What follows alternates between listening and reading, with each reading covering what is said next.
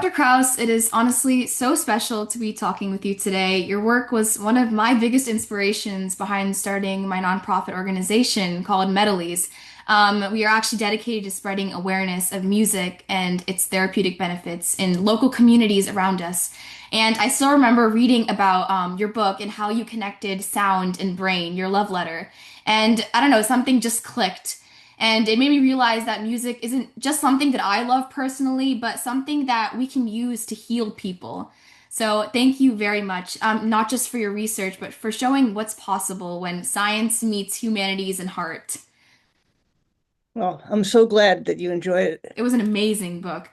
Um, just to start off with, I want you to take me back to a moment in your life when you first became aware of music and sound's power and kind of realized that it's just more than something we just hear. Yeah. Well, I guess it just crept up on me probably beginning in the womb. So I grew up in a household where more than one language was spoken, and my uh, my mother was a pianist, and my dad also uh, played violin, and he and my mom would sing songs, a lot uh, of folk songs, and they would sing harmony together. So I just grew up in a household where there was sound, and it was honored. I found that I really enjoyed being where the sound was intense, and I remember Definitely. bringing my little things underneath the piano and playing when I was a little girl underneath the piano while my mom played because it just sounded so good to be there. And then when I went off to college, I um I majored in comparative literature because I knew some languages. Hmm. And I thought about sound. And I like to read.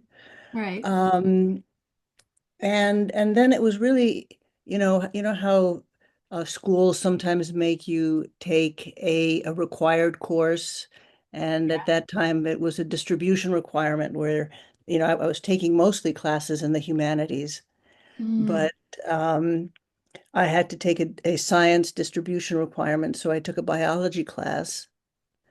And I found that I really loved the biology. It was a wonderful area, a wonderful field that I enjoyed right away. And so I, started taking more courses in biology. And I also discovered a book that was written at the time by Lenberg, and the book was called Biological Bases of Language. So I thought, well, gee, I mean, it's possible to meld these worlds, to bring them together. I know, yeah. Because I don't know how you feel in terms of your own background, but um, I take it since you are in an international baccalaureate program, you probably, have a couple of languages, and I know. languages are Yeah, I think important to our you. stories are very similar. We also have required courses that we are required to take. And when growing up, my grandmother used to sing a lot of the times as well. And I've been singing since I was 4 years old. So I'm 16 now. And um, music has been such a big part of my life. And it's honestly impacted how I kind of carry myself out. Like, if anyone's like, "Hi, what do you like to do? What's your favorite hobby?" It's I love singing. That's the answer all of the time. That's just that's just who I am, really. When I talked about combining the science and the language, Hmm. is that because of my background, and maybe you have the same experience, but I lived in Italy a lot of my life, so I was always going back and forth and back and forth, and I have never really felt as though I am truly Italian or truly American, but Mm. where I'm most comfortable is kind of at the intersection. I'm Right. very comfortable on on that fence. Hmm. And so it just felt very good to know that it was possible to think about biological bases of language. Yeah, definitely. I actually I grew up here. My parents are from India. So a lot of the times we travel there back and forth and yeah, I think having that cultural blend is very important for me personally, especially because there's just so much to learn about each world of where I'm from and learning about the correlation of these two disciplines like music and medicine. I think it helps us define who we are as a person. And it's amazing how you mentioned that you grew up around music constantly. Same with me. And these early connections are pivotal moments in our lives where the brain is most likely to develop. Do you personally think that early sensory connection shaped how you listen now as a scientist and a musician? I mean, are there like things you hear in the world that others might miss, for example?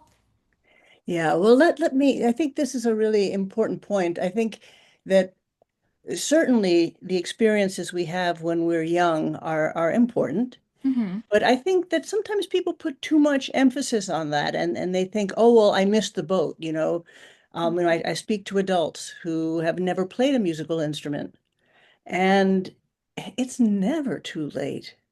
That's true. And also biologically speaking, you know, we know that there is a lot of there are a lot of developmental changes that are happening early in life, Hmm. but the brain continues to change throughout our life until we die. And this is really a biological fact. We know this from very controlled experiments, you know, that you can really do in animal models where you can train really old animals to do sound-based tasks, and you know they will continue to learn, and there will be changes in their brains and their responses to sound. So, you know, yes, I do think that it is important because I think um, another mantra, if you will, of just my own that I've come to is the idea that we are what we do. That's true. So that our experiences, I think, matter throughout our life. And yes, certainly, you know, if you spend a lot of time uh, listening and learning to hear certain sounds, you automatically become better at it. Definitely. In fact, I want um, to refer you to a very short article that I Hmm. wrote. It I wrote it after I wrote of Sound Mind, Hmm. you know, which is his whole book, but this Right. is just 400 words, and it is in a journal called Hearing Research. It's on our website under publications. It really kind of spells out in a general sense biologically this idea of how we are we are what we do. And I like this article in particular because the artist who drew the 80 original illustrations in of Sound Mind also did the illustrations for this article. Mm. And the journal liked it so much they put it on the cover. Oh, wow. And so, you know, again, here's this nice intersection of science and art, right? Art Oh, and yeah. science. Yeah, And I will definitely check that out. It so, sounds you know, interesting. anyway, Yeah. but I just mentioned that. Yeah, of course, I will. I think what you said about, yeah, anyone can learn music. It's kind of like this universal language. I mean, definitely it like if you learn it, the earlier you learn it, the more likely you are to retain it in the future. That there is that is proven. However, you can still learn it. There is nothing to prevent you from learning it. I mean, these early moments really stick with us. Do you feel like that instinct to really listen and not just hear, like, you know, how they say, listen and to really listen is to digest this information rather than just hearing it with your ears open. Do you feel like that instinct carried into how you experience the world now? I mean, both in science and in everyday life. Yes, I think so. And I think that our society is become we're really forgetting how to listen. Mhm. And listening, I think, is very important because it involves so much. And as I write in the book and in this article, biologically, we really know that the hearing brain is vast, and it really um, engages how we think, how we feel, how we coordinate all of our senses. So it's a really great big deal to be able to pull all of these all of these things together. Absolutely. Yeah, absolutely. I think what you said about the world is forgetting how to really listen. I absolutely 100% agree with you. Even in interview conversations, oftentimes the interviewer is just hearing what the person who's being interviewed, they're just hearing what they're saying. They're not actually digesting the information because they want to use fancy jargon or fancy words to impress the person that they're speaking with. However, it's really about the story that they're trying to project. And once they retain that story, that's the difference between, in this example, a good interviewer and an average one. You are the ambassadors of the future, and it's so important for you to appreciate and to be the ambassador because, I think increasingly we are spending time on our devices, so that's very visually um, aligned. And also, our world is becoming noisier and noisier. And so, we can't even listen No, in a deep way, the way, you know, many people still in rural places can listen, and right. we can put ourselves in environments so we can really listen. But I think we're forgetting how to listen, and listening is so very, very, very important. But you're right, people Definitely. are increasingly forgetting how to listen. How to listen, And I right. think it really is up to you to bring up the next generation of people and their children, I know, um, yeah. to appreciate how imp what there is in sound. Right, right. I mean, what's the point of listening to someone's story when you're not even listening? And you're hearing one ear and you're throwing it out in the other ear. It's not, you're not gaining anything out of it. So my next question, hearing, we talked about experience and these early sensory experiences. Hearing how experience sharpens the brain's response to sound. I mean, it really makes me think about music as a form of training, or even therapy, if you may say. In your view, what makes music such a powerful tool for brain health or individual resilience, especially in therapy or mental education? Yeah. So music, as I try to write in of sound mind, I talk about the hearing brain being vast and how it engages our cognitive, our memory, our cognitive, sensory, our other senses, motor and reward systems, how we feel. And I call music the jackpot because music also, it's a sound, and it is a jackpot in my view, in that it engages all of these dimensions really strongly. And in fact, I'm working on another book. I was fortunate enough to get a Guggenheim Fellowship to write another book, this one all about music. Oh, wow. And so it's going to take a long time until that's going to, really make its way into the world, I expect. But it is making me dig my heels in deeper into this idea. I think I was even being too restrictive in Of Sound Mind about, I really focused on the brain. It's right there in the subtitle, how our brain, Mhm. whatever it is, Right, has right. Yeah, yeah. but our body and our guts, our viscera are so I mean, this is such an interconnected system Mhm. that, and this is even something that Abraham Verghese talks about in medicine, about touch and healing.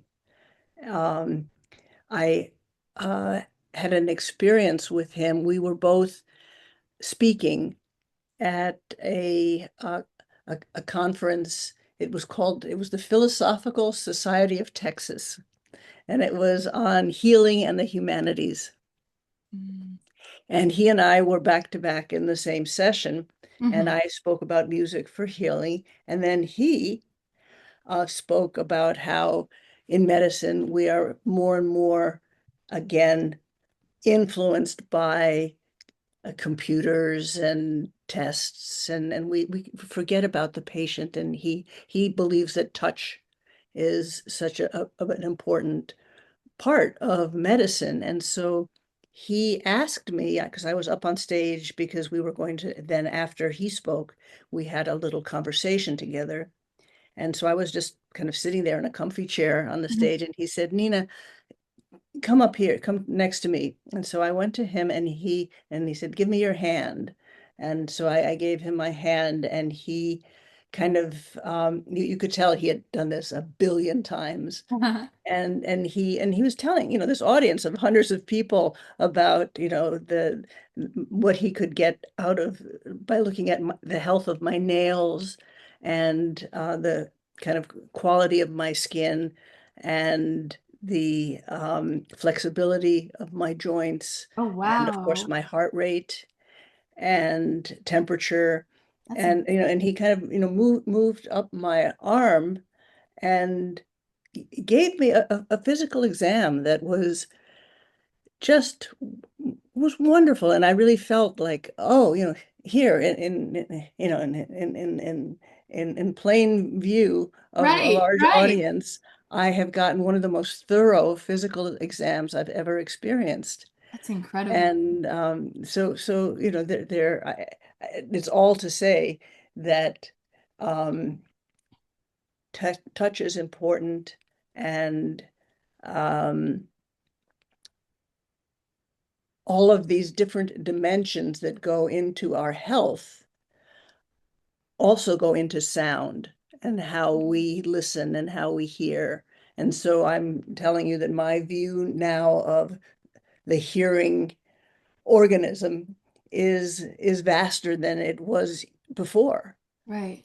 And I do think that music is just one of the very best ways, because, again, we know neurobiologically that the more we do something, the more we are tuned. We are, Mm. um, neurons are tuned to the things that we do a lot.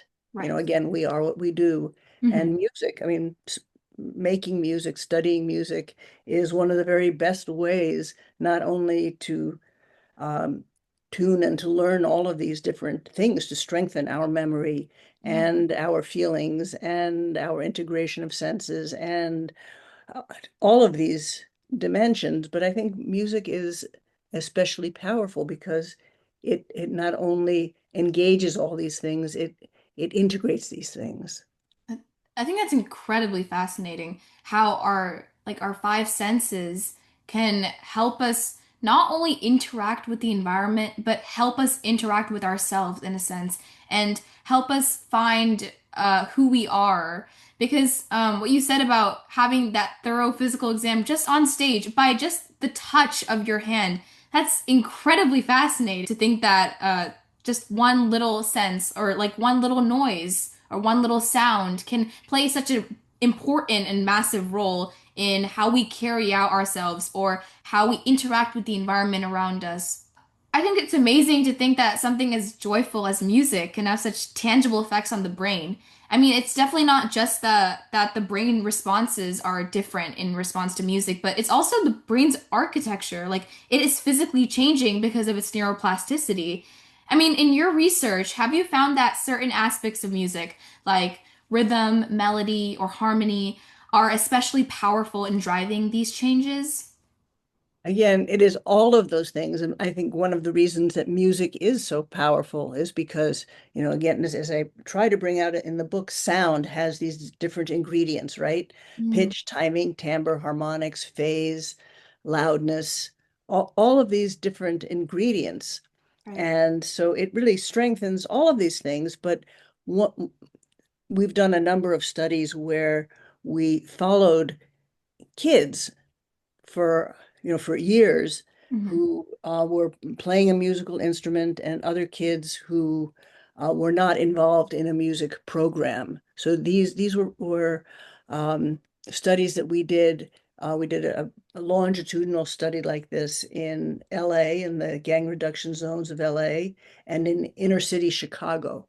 Oh, wow. And what had happened is that the founders of these music programs came to me. They came to my lab and they said, Nina, all of the teachers of these kids know that the children who are involved in music, and it could be chorus or it could be an instrument, it doesn't matter, but the kids who are involved in music are the better students.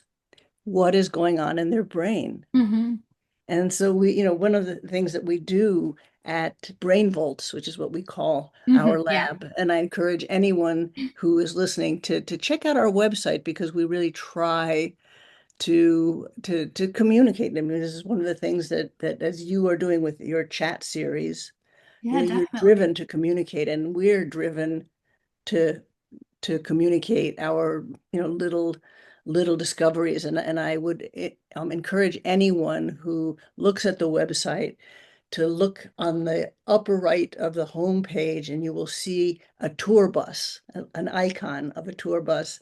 And I encourage you to take this 2-minute tour to help you find what you're looking for because the website is huge. But anyway, one of the things that we did is we went to these schools and we first divided the children up into so that they all had similar ages and reading abilities and IQ. We tried to match them in every way that we could, and we knew that some kids either were involved in a music program, or other kids were involved in more of uh, a physical Mm. Like education athletic side. program.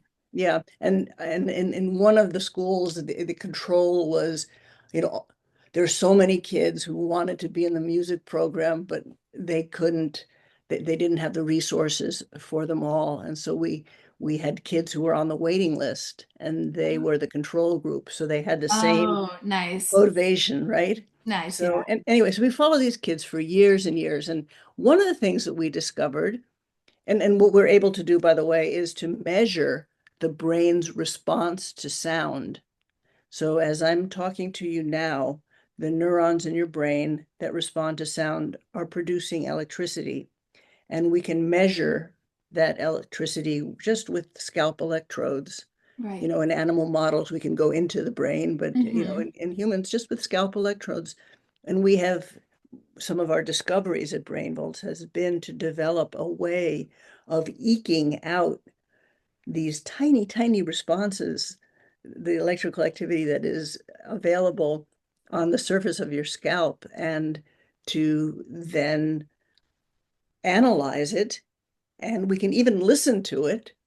We Right. can even because it's electricity, just like as I'm talking to you now through this speaker. The Mm. speaker is taking the sound waves that I'm producing Right. here and turning it into electricity.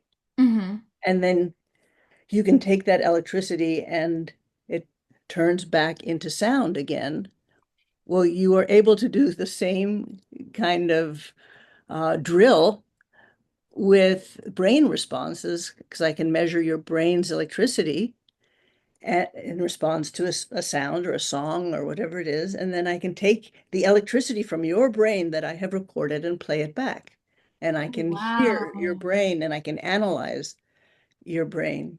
And what we discovered, well, first of all, we discovered that after 1 year, both in Chicago and in LA, we didn't see any real measurable changes in the brain's responses. And so, this was a huge project, Right. and, No, I can we just didn't imagine. see anything.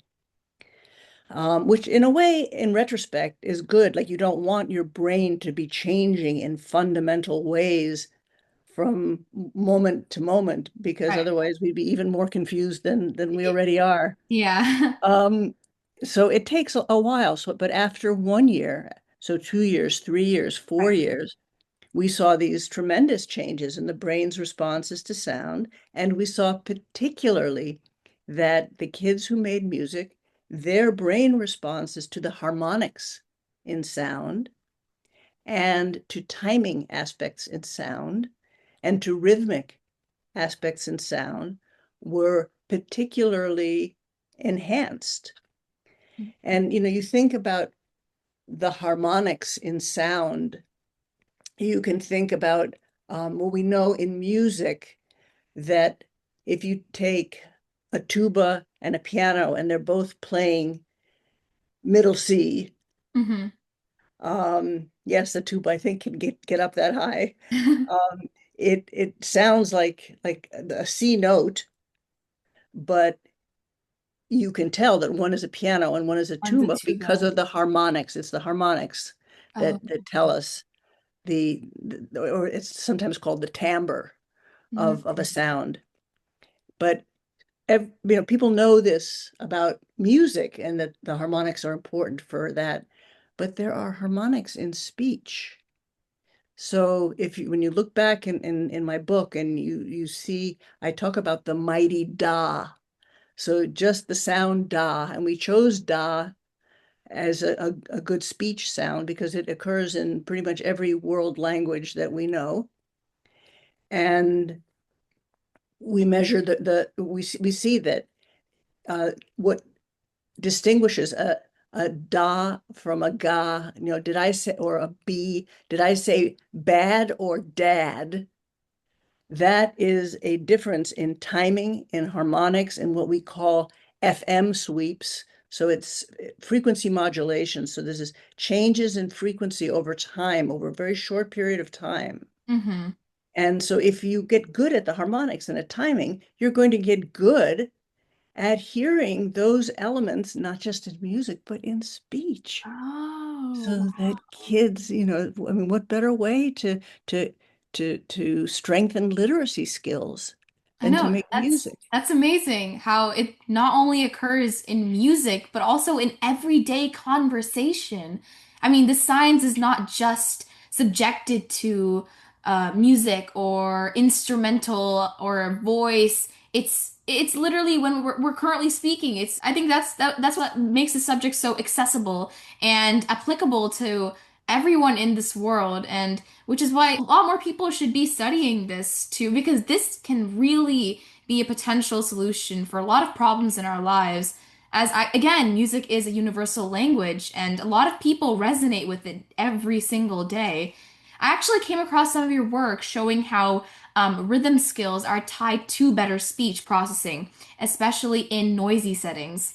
So, why do you think rhythm, more than melody or harmony, for example, plays a central role in how we understand and interact with sound? Well, all of these ingredients are important in making people with musical experience better at hearing speech in Right. challenging, noisy places. But rhythm is really important because rhythm, it's very important to know when something starts and stops.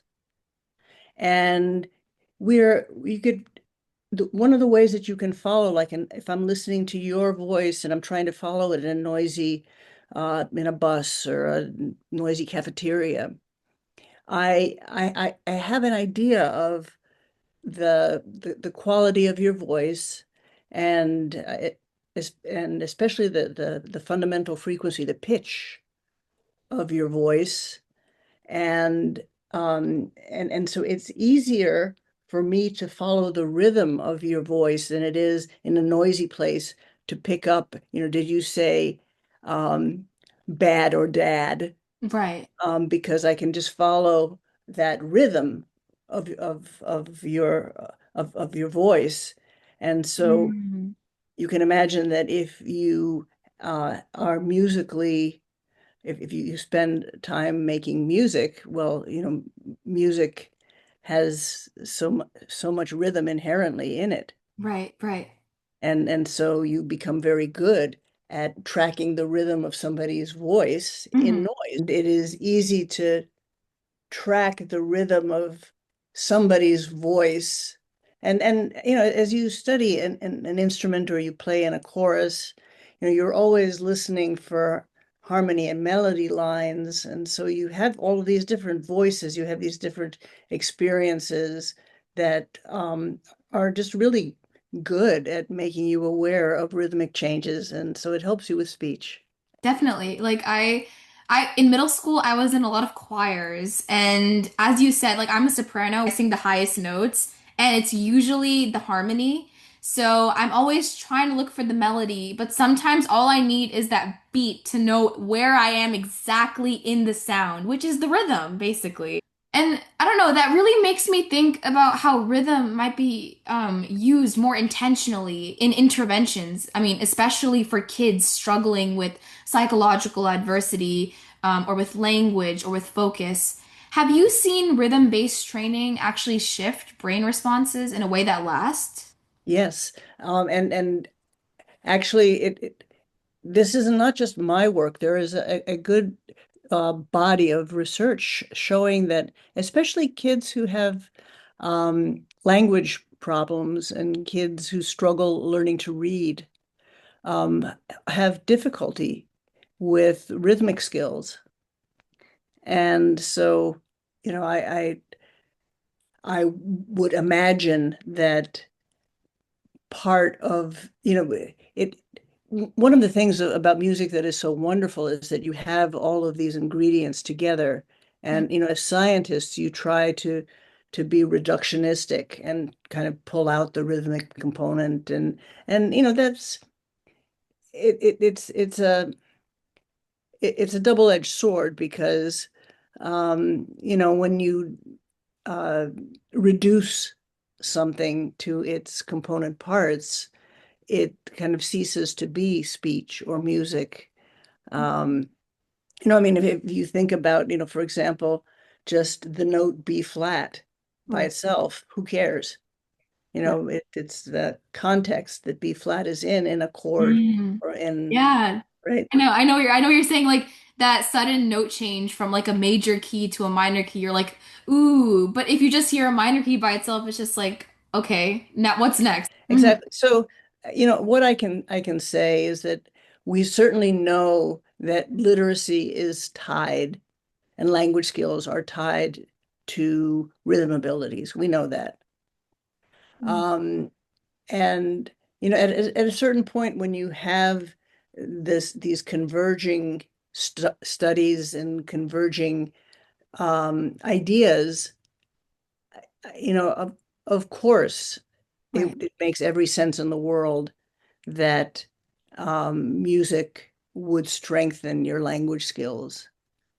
Um, Mhm. but I think that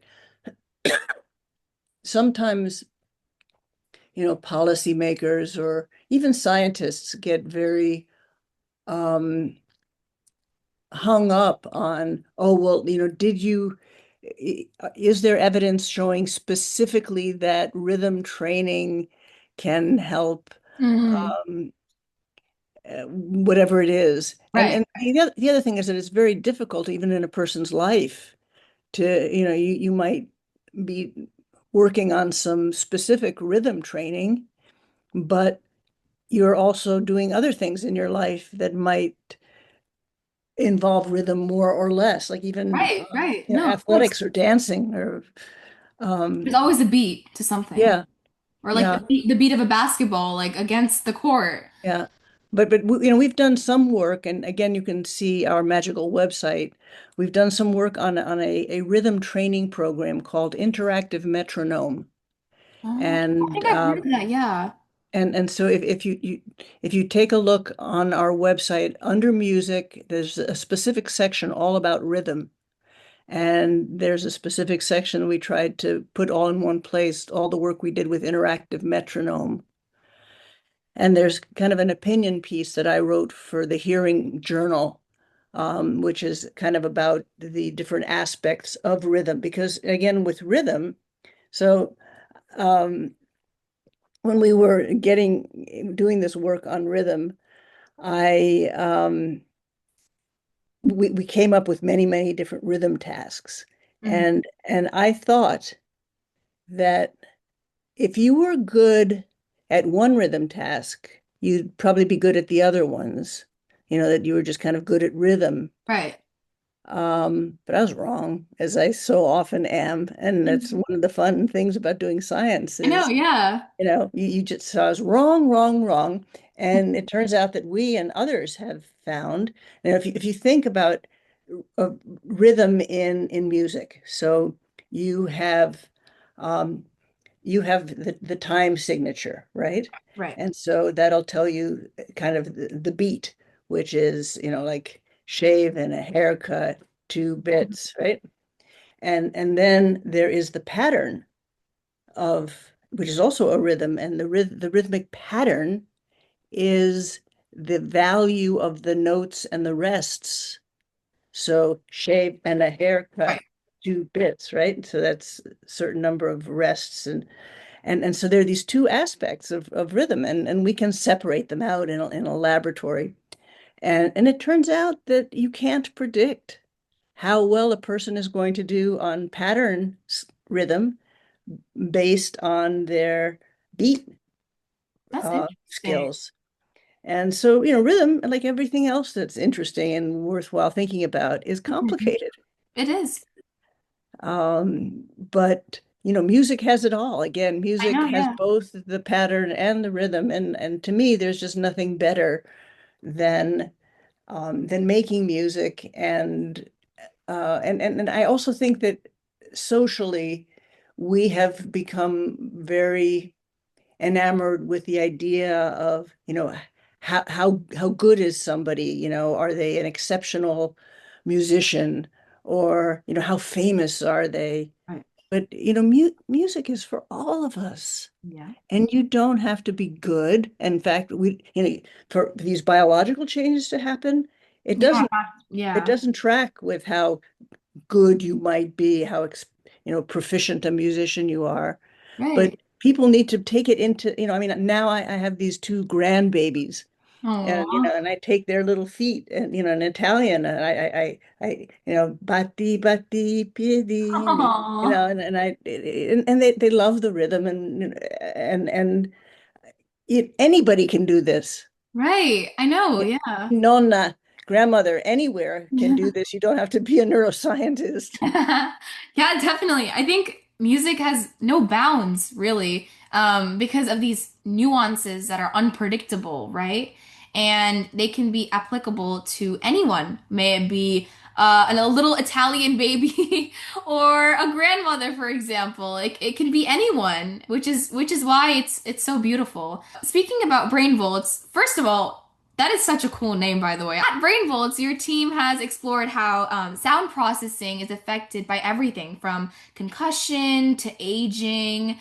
I want you to share with me a recent project or a finding from the lab that you feel has the most potential to influence clinical or educational practices. Oh my goodness, it's very hard to choose. But Yeah. I'm glad that you brought this up because, if you go to the homepage of our website, you see that there are many different things we study. In fact, we study music, we study concussion head trauma, we study languages, we study language disorders, we study Wow. reading, autism, Wow. bilingualism, aging. We study all these different things, and you might wonder, well, what are they even doing at Brainvolts?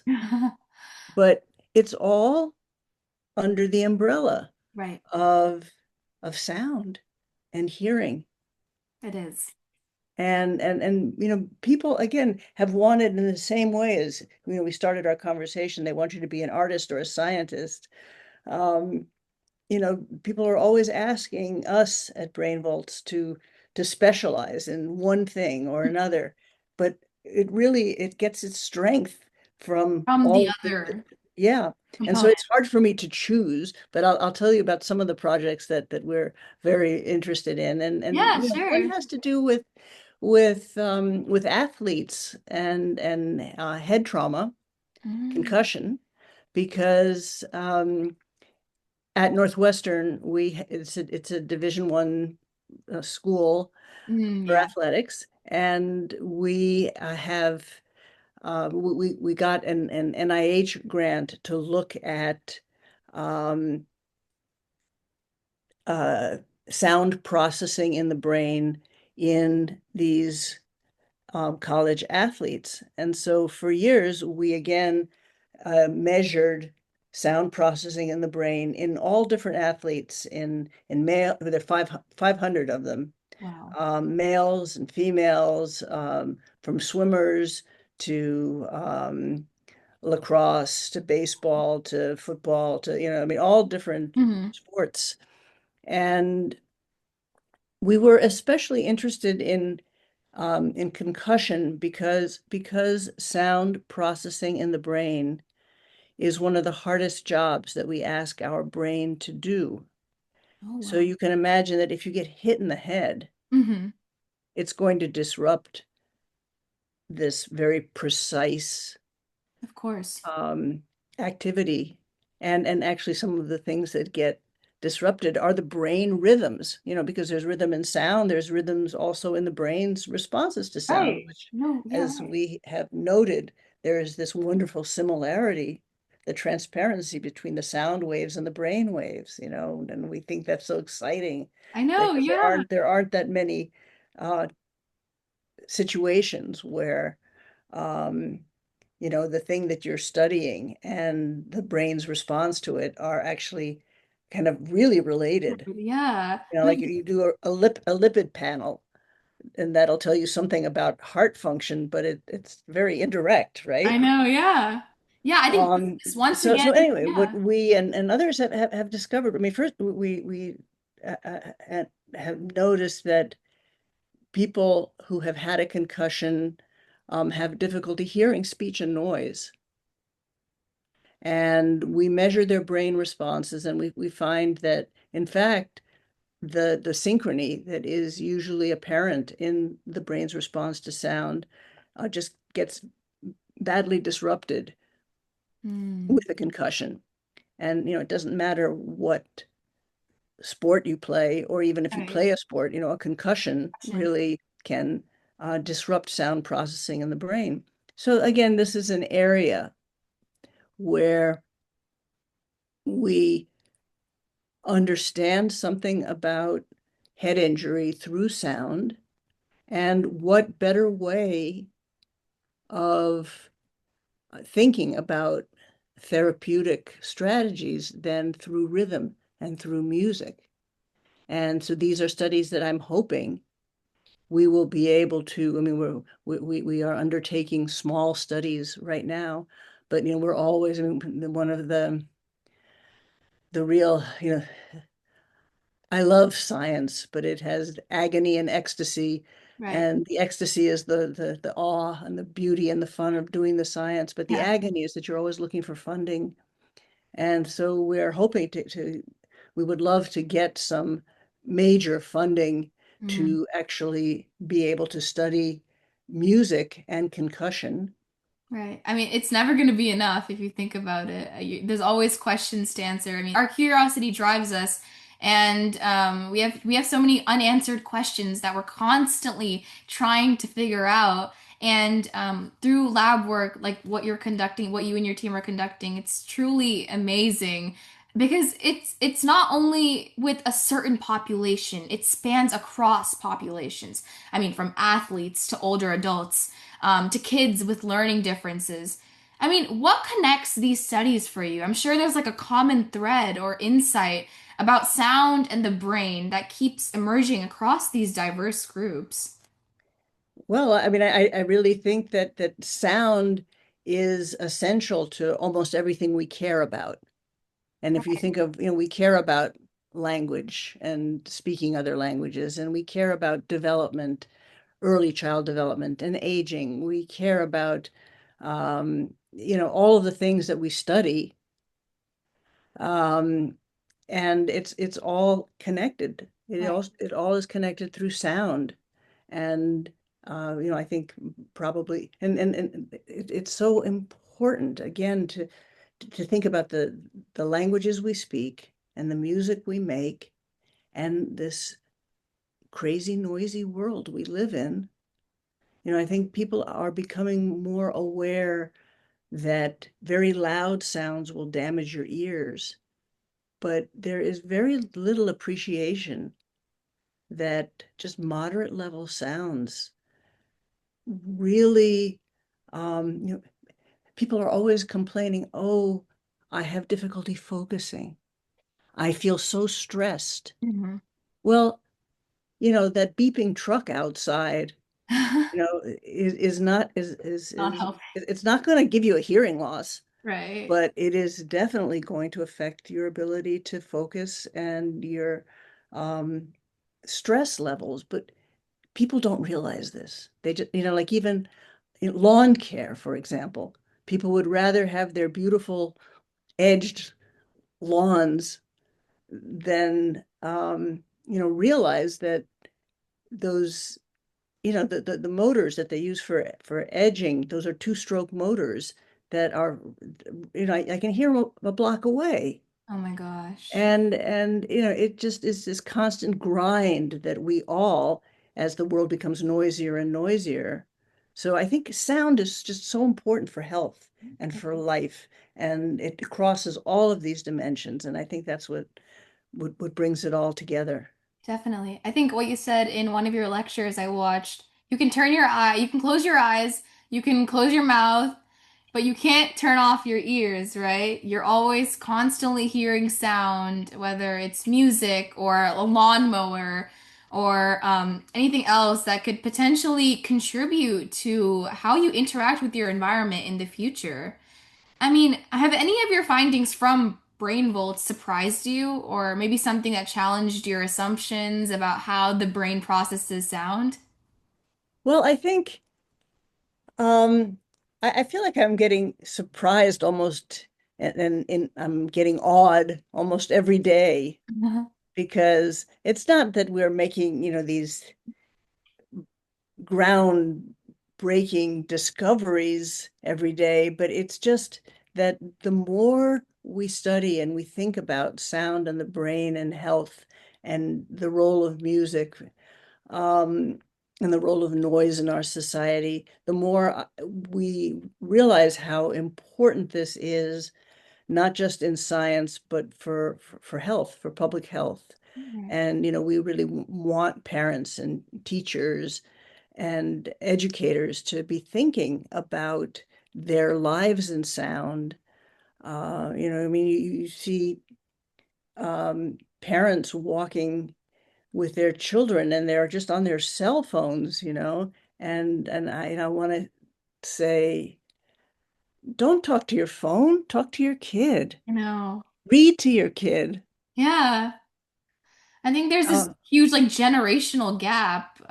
People are constantly glued to their cell phones, especially in this generation, as far as I know it, my own generation. And we're constantly missing out on these important sounds or these important sensory experiences that are crucial and can profoundly impact how we interact with other people in the future or interact with our environment in the future and without which can be detrimental to our health and can cause these adversities that may potentially face in the future.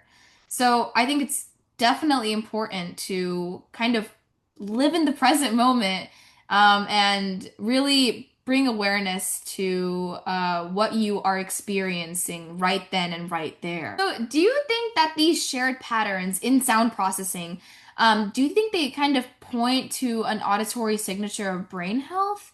Or like something we could eventually use to guide personalized interventions? I mean, nowadays with machine learning and AI learning, I think I personally believe, along with many others, that we can do something about personalizing these interventions for more people and help them combat the adversity that they're facing.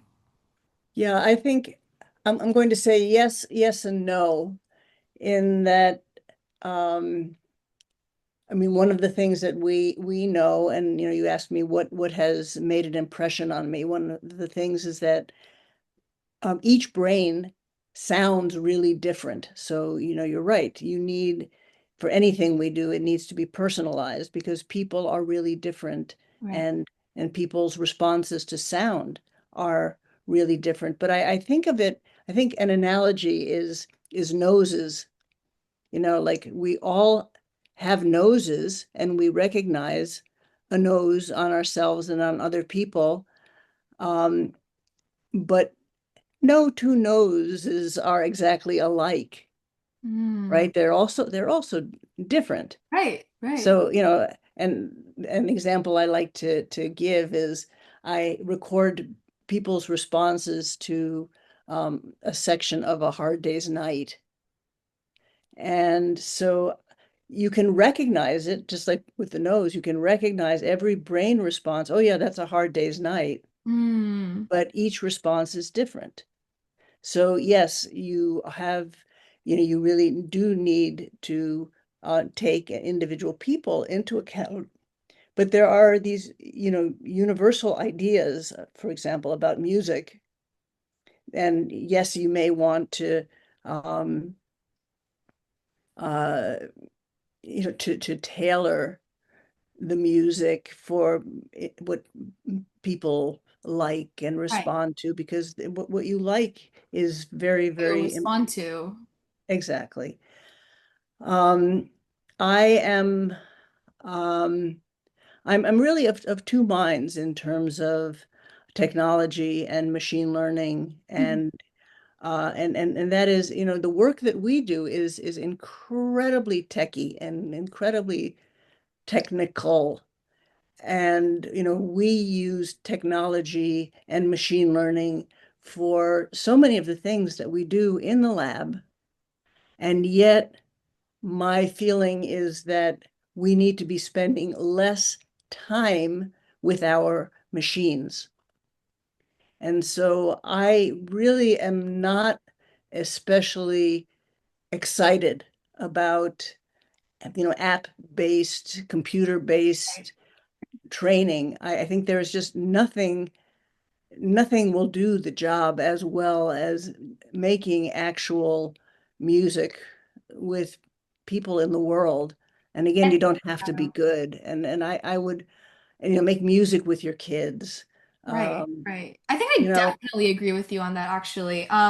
Is in this particular field, like music and medicine, music is very emotional and very subjective. And that is the complete opposite of what machine learning is. Machine learning is very obviously upfront, robotic, and tells you what to do, tells you what not to do, but there there is an emotional aspect that is extremely important to take into consideration, especially when implementing these early interventions, for example, in like the broader field of auditory neuroscience. Last question. So, for students who are inspired by your work, obviously you are a professor at Northwestern University, and many of the students probably watching this are just as motivated as I am to attend top tier universities like the Ivies, for example. I mean, what advice would you give them? I mean, not just about academics, but about cultivating curiosity and purpose.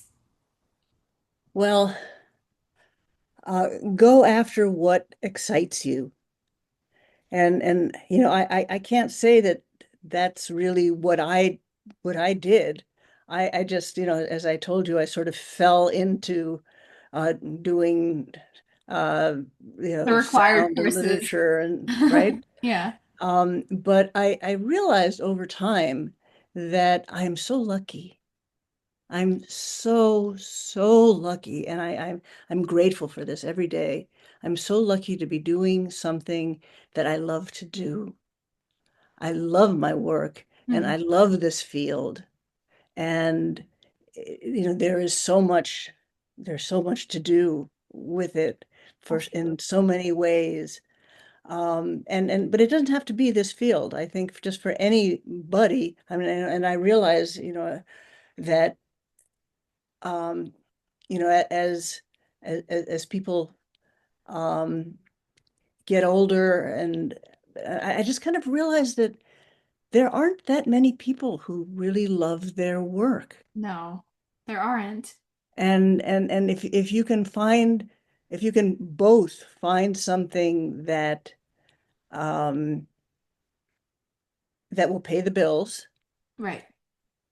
and will will excite you, that to me would be my advice, my way forward. And I can speak from experience in that, when I graduated in college, I and even after I got my doctorate, um I I had opportunities, I had choices to make.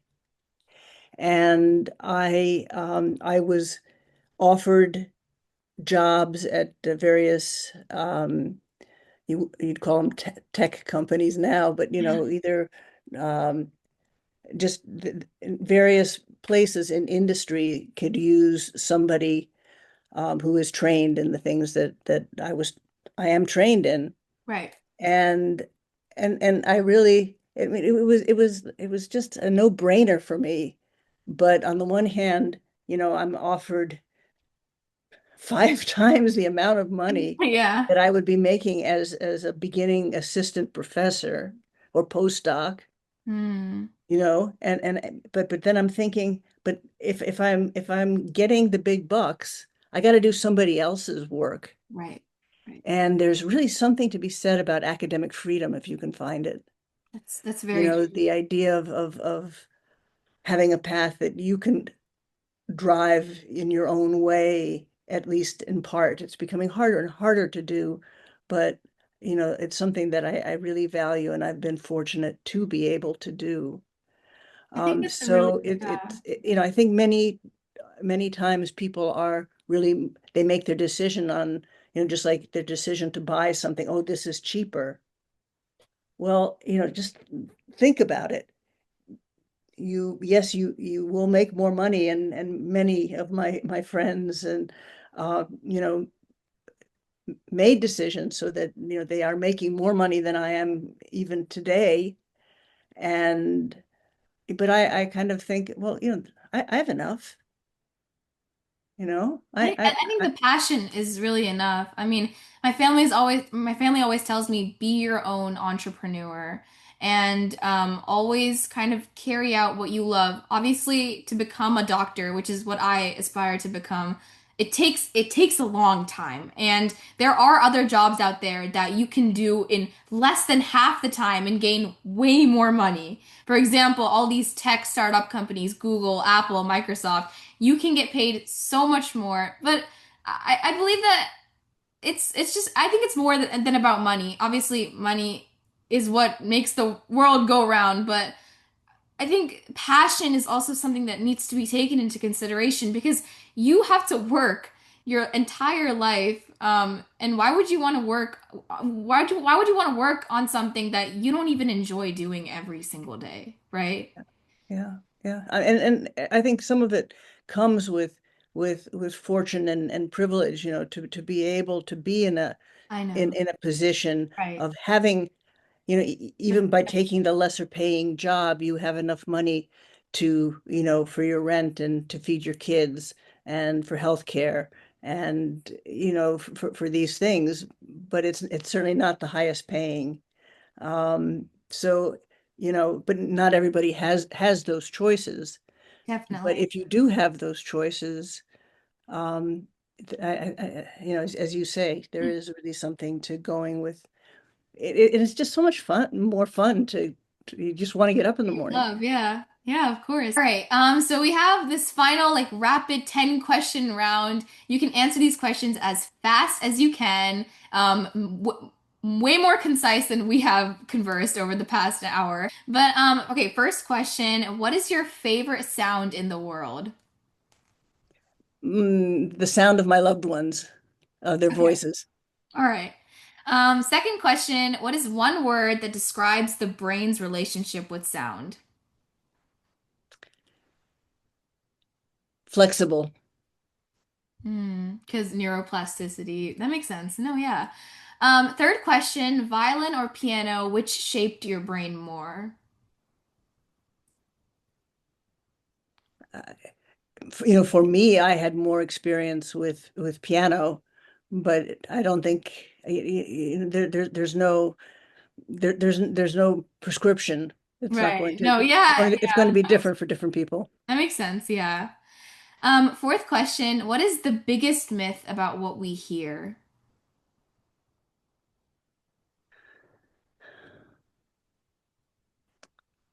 So there's so many myths. Mm. Um, that's such a good question. And I know I'm going to be thinking later, oh, I should have told her this. Um, I think one of the myths is that, when people get older and you get a bit of a hearing loss, um, you um, you can have difficulty if you get a hearing aid, um, hearing music through the hearing aid because hearing aids are made for speech, not for music. But Right. the whole idea that you can actually strengthen your hearing ability through making music, even when you have a hearing loss, is, I think, it seems to be a myth that, oh, well, you have a hearing loss, so that's not going to, music can't help you. But in fact, it Mhm. it it can. Yeah, it can. All right. Sixth question, is silence ever meaningful to the brain? Very much so. Very important. As important as as sound. Even think of music. I mean, think of this silence in between the rests, the space between the notes. You wouldn't have music without the silence. That's true, yeah. And silence just in and of itself is so it and silence is not necessarily the absence of sound. It is often the absence of noise, of unwanted sound. There's so much to listen to in a quiet place. You listen to yourself, you listen to your body, you listen to the sounds around you. Right. You And kind of have that like state of awareness, right? yeah, and you really can only find that when it is pretty pretty silent. There's another beautiful book called A Book of Silence that is fun to read. Okay, I'll read that, yeah. Seventh question, what do you think is the most important trait in a future neuroscientist?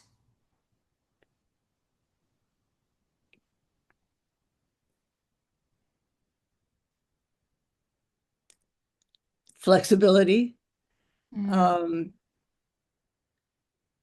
hard work, um, determination, being able to take rejection. mm, And you're constantly in science, you're constantly rejected. Your papers get rejected, your grants get rejected. You, yeah, being able to I take think that's rejection. important as well. I definitely agree with you. My dad always says failure is the stepping stone to success. And sometimes it's hard to believe in the moment, but I think looking back and reflecting in the future, you're like, oh yeah, that kind of transformed who I am today. Seventh question. What is one sound you never get tired of studying?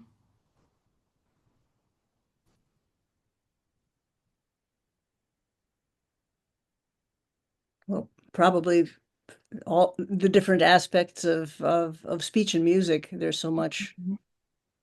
It is boundless, yeah. Yeah. That's a good answer, yeah. Okay, eighth question. Is listening a skill we can train? Yes, Mm. absolutely. Ninth question, faster rhythms or slower ones? Which impact focus more? It depends. Tenth question, we kind of already covered this, but rhythm or harmony or melody, which one plays the greatest impact in our lives? I think it's a combination. That makes sense because I mean everything has its own place in it. Yeah.